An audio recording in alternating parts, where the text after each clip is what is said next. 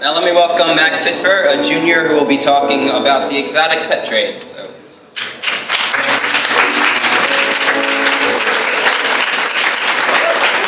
Hello everyone. So, as Noah said, I'm Max Sitver, and I'm here today to talk about the exotic pet trade.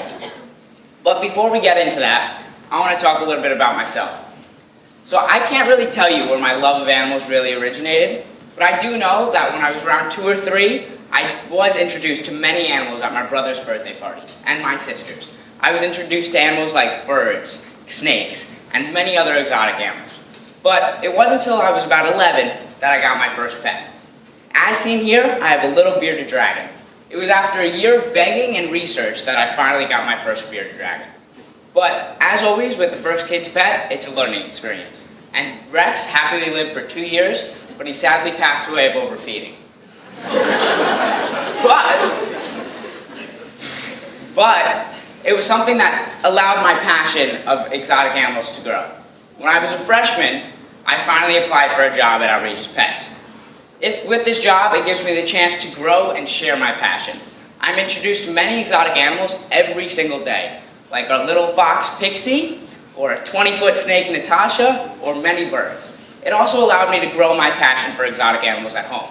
I now have 35 geckos, 2 rabbits, a red-tailed hawk, and 2 dogs. Oh, and a hedgehog. But now I can share my passion with thousands of people a year, and I can give talk about the exotic pet trade. So what is the exotic pet trade? Well, an exotic animal is defined as something that is not normal, something surprisingly fascinating, and something that is often far removed from its original habitat. They are often placed in a artificial habitat by us, and they take specific care that many normal people can't provide. The exotic pet trade is a $10 billion trade worldwide and a multi-million-dollar trade in the United States alone. In the exotic pet trade, many animals are traded, something from as small to a leopard gecko at home, or something as big as a tiger. For today's purposes, I'm going to focus on the tiger, because who doesn't love a tiger? There's a rough estimation in the United States that there are about 5,000 to 7,000 captive tigers. Now, to you, this number may seem small for a country with 50 states and 20,000 cities. But in reality, for a species that only has 3,500 animals left in the wild, it is outrageously large. This means that just in the United States alone, there are double the amount of tigers left in the Asian wild. And a century ago, these tigers roamed 93% more land, and there was over 100,000 of them in the wild. And the main problem with this is, where do these tigers end up? When I ask that question, to many of you, you probably think to a zoo. Like enclosures like these. They're offered the right care, and they have the right funding behind them to provide correct food and habitats. But in reality, many of them end up in cages like this. This is in someone's backyard in Washington. This tiger was in this person's backyard for 6 years. And as seen here, this cage is nothing like a zoo. It's built of flimsy materials that a tiger can easily break through. Now, this leads me to my first point. Many of these cages are insecure. This cage, as seen here, is built with one lock to hold back a 400 to 600 pound tiger. This can easily be broken by something that can break a human bone. Many of the tigers are also left in cages like these.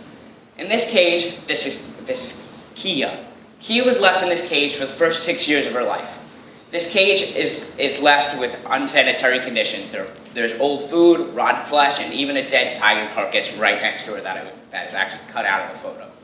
But this cage leaves her at a huge risk. She is left with hundreds of bacteria in this cage that can either give her an infection or easily kill her. She's not provided the correct vet care and is not given the correct diet, which puts her at even larger risk. Other tigers are left in small cages, like this and this. This tiger was left in a 12 by 12 shed for the first 4 years of its life. It was not offered outside air or given any enrichment at all. It was left in the shed with one tire and fed daily. But what effect does this really have on a tiger? That's the effect. Usually, these tigers become malnourished and emaciated. This is Kimba. Kimba was kept in a cage like the second one I showed, with the dirty floor and the dirty food, for the first 8 years of her life. Sadly, after a rescue, she passed away because she was extremely malnourished. There's another top photo of Kimba. Usually, a tiger, you shouldn't be able to see the spines or the hip bones. But of course, on Kimba, you can see everything. What we want, or what I'm asking for, is for cages like these. Well-built cages that are safe and keep the tiger healthy. But how do we achieve this? Of course, everything's about money. So, the way to fix this is to up money. The United States has two regulatory bodies, the United States Fish and Wildlife and the USDA. Both of these organizations are supposed to regulate the exotic pet trade and watch over owners who keep exotic pets. But, of course, due to lack of funding, they don't have enough inspectors to watch all exotic pet owners, which allows owners to leave poor conditions and keep animals in poor health. So the way to fix this is to, of course, up funding, which will allow to hire more inspectors and keep a closer eye on more exotic pet owners. Another way to fix this is there are thousands of exotic animal rescues. Most of these rescues are filled to the brink with exotic animals that were treated poorly.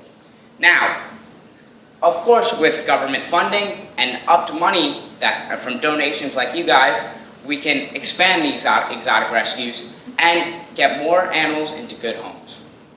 So before we can expand government funding, I'm going to ask of you of finding exotic rescue online or somewhere near you and help them out. Give them something they might need or they might be asking for. Thank you very much.